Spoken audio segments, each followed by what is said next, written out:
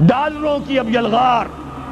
اب یہاں پر امریکی سرمایہ، وہ ڈالر چاہے مشرق سے آئے چاہے مغرب سے آئے، وہ یہودیوں کا اعلی کار ہے.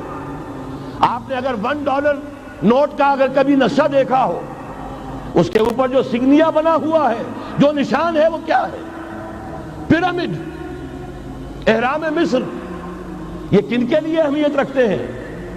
ہزارہا یہودیوں کا خون اور ان کی ہڈیاں ان پیرامڈز کے تلے دبی ہوئی.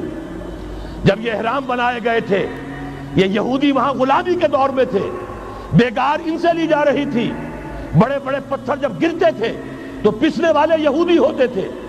یہ ان کی اپنی جیسے ہولوکاسٹ، جیسے انہوں نے اس کو اپنا سمبل بنایا ہوا ہے، اسی طریقے سے پیرامڈ، مصر کا پیرامڈ، یہ گویا کہ ان کے اس زوال کا ایک نشان ہے. اور اس پر ایک آنکھ بنی ہوئی ہے، ایک آنکھ، کانے دجال کی آنکھ، وہ دیکھ رہی ہے. عجیب ہے یہ سمبل. نیچے لکھا ہوا ہے نووس آرڈو سیکلورم، اور یہ در حقیقت 1776 جو نیچے لکھا ہوا ہے وہ رومن حروف کے اندر یہ 1776 ہے، جو میں بتا چکا ہوں آرڈر آف ایلومیناٹی وساپ نے قائم کیا تھا. عام دنیا یہ سمجھتی ہے کہ شاید یہ امریکہ کا یوم آزادی ہے، سن آزادی ہے. 1 مئی اس آرڈر آف ایلومیناٹی کی تاسیس 1 مئی کو ہوئی ہے.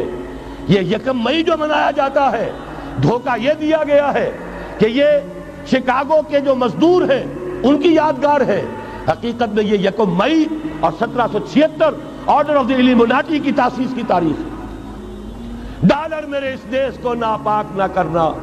اور میں تو انہیں داد دیتا ہوں، جو کچھ انہوں نے، شاعر کہتے ہیں اس کو جو صاحب شعور ہے، اس صاحب شعور نے جو مشاہدہ کیا ہے کہ ڈالر آئے گا تو کیا آئے گا ہمارے ہاں.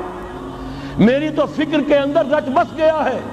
پاکستان کے بارے میں جب کہا تھا، اے آندھیوں سنبھل کے چلو اس دیار میں، امید کے چراغ جلائے ہوئے ہیں ہم. ہماری امیدوں کے چراغ ہے یہ. اسلام کا گہوارہ بننے والی ملک ہے یہ. اس کو ہم نے قائم کیا تھا اسلام کے لیے. یہ آندھیاں نہ چلیں. اس ملک کو ہم نے اسلام کے چراغ جو ہے ہم نے اس میں روشن کیے ہوئے ہیں. اے آندھیوں سنبھل کے چلو اس دیار میں، امید کے چراغ جلائے ہوئے ہیں ہم. بہرحال یہ تیسرا سیلاب ہے، ننگی سرمایہ داری، جس کی پھر لعنتیں ہوتی ہیں. ایک طرف فقر، ایک طرف احتیاج، ایک طرف بھوک، ایک طرف دولت کے انبار. پہلے بھی ہمارے ہاں فرق کم نہیں ہے، لیکن اب جو ہوگا، اگر یہ بات پوری ہو گئی تو وہ ننگی سرمایہ داری. اور سرمایہ داری ہی در حقیقت یہود کا سب سے بڑا ہتھ کنڈا ہے. یہ بینکنگ کا نظام، یہ سارا کا سارا سودی نظام، یہ IMF، یہ ورلڈ بینک، یہی تو ان کے سب سے بڑے ادارے ہیں. تو واقعہ یہ ہے کہ 3 طرف سے ہم پر حملہ ہو رہا ہے. اور یہ سود کے بارے میں کیا کہا تھا اقبال نے؟ اذربا آخر چمی زائد فتن، اس سود کے ام الخبائث کے پیٹ سے سوائے فتنوں کے اور کیا برآمد ہو سکتا ہے؟ کس نہ داند لذت قرض حسن، کسی کو قرض حسنہ کی لذت یاد نہیں رہی. بغیر سود کے قرض دو.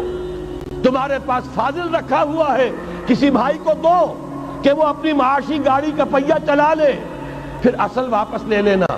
اگر اتنی ہمت نہیں ہے کہ ان تصدقوا فهو خیر لکم، صدقہ ہی کر دو تو سب سے اچھا ہے. دے ہی ڈالو اپنا فاضل سرمایہ.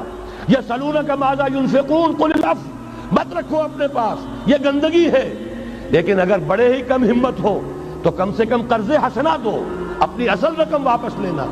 کس نہ دانت لذت قرض حسن، اذربا جاں تیرا دل چوں خشت و سنگ. اس لیے کہ سود کے ذریعے سے انسان کے اندر تاریکی پھیل جاتی ہے.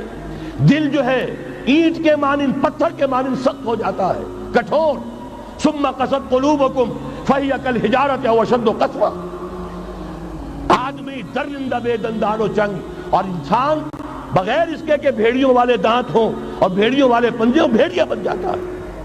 بہرحال اب کرنے کا کام کیا ہے اس کو سمجھیے. اس پوری صورتحال کا میں نے آپ کے سامنے نقشہ پیش کر دیا. ایک طرف مغرب سے نیو ورلڈ آرڈر، جو جیو ورلڈ آرڈر ہے، اس وقت کی سپریم پاور آن ارتھ، امریکہ کی سرپرستی میں بڑی تیزی کے ساتھ حملہ آور ہے. دوسری طرف وَمَكَرُوا وَمَكَرَ اللَّهُ وَاللَّهُ خَيْرُ الْمَاكِرِينَ۔ اللہ کو پامردی مومن پہ بھروسہ، ابلیس کو یورپ کی مشینوں کا سہارا۔